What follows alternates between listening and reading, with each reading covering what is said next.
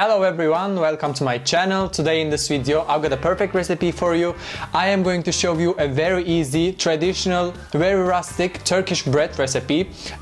We can call it Turkish pita bread in English, but in Turkish we call it bazlama. I don't think there's a better feeling in the world than waking up to a fresh, warm bread smell in a Sunday morning. So I hope you are going to try this recipe, and this is very easy. You are not even going to need to have a oven to cook it. So if you are ready, if you are curious about it, let's go see how to make it. Now we need to start with making the dough. For this, of course, first we are going to activate the yeast. For the yeast, I need to have half a cup of warm water. Warm water is important because for activating the dough we need two things which is so important. One is to have the water when it's warm, and the second thing, I put the yeast by the way, and the second thing is to have some sugar, only like a teaspoon of sugar.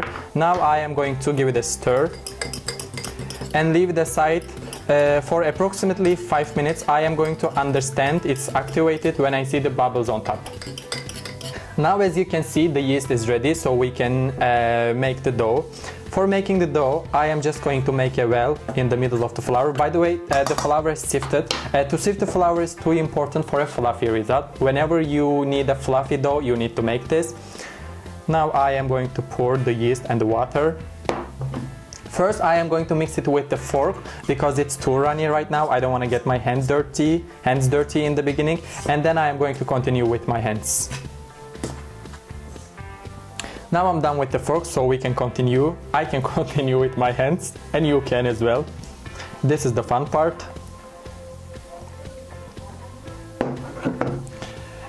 When you mix the dough, to stretch it and to play with it as long as you can is very important, because yeast has a terrible smell, and if you want to get rid of it, you need to play with it as long as you can.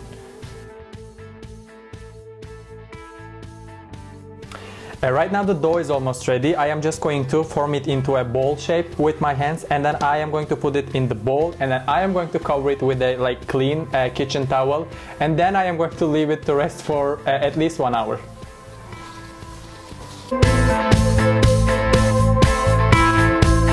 It's been an hour. Now let's see if the dough is ready or not. It's perfectly ready. I will just need some dust on my top because the dough is quite sticky.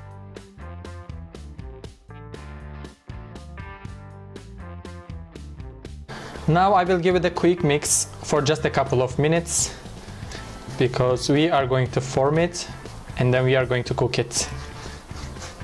Now I need to divide it. We are going to have 4 breads, so I am going to divide it. I am going to try to divide it into 4 equal parts. And now I am going to form it into a ball again before I roll them out.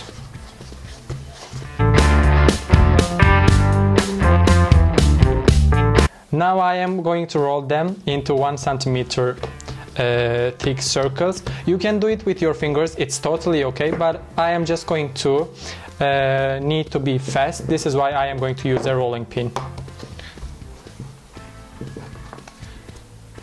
And for sure I have to dust the rolling pin as well.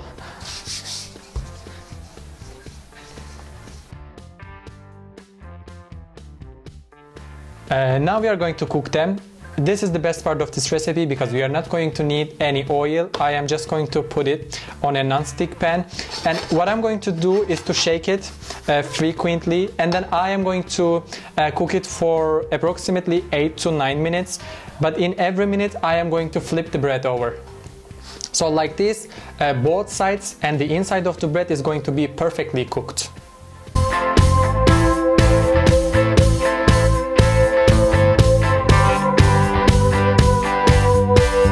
Right now, as you can see, bazlama is perfectly ready to be enjoyed. It smells amazing, it looks amazing.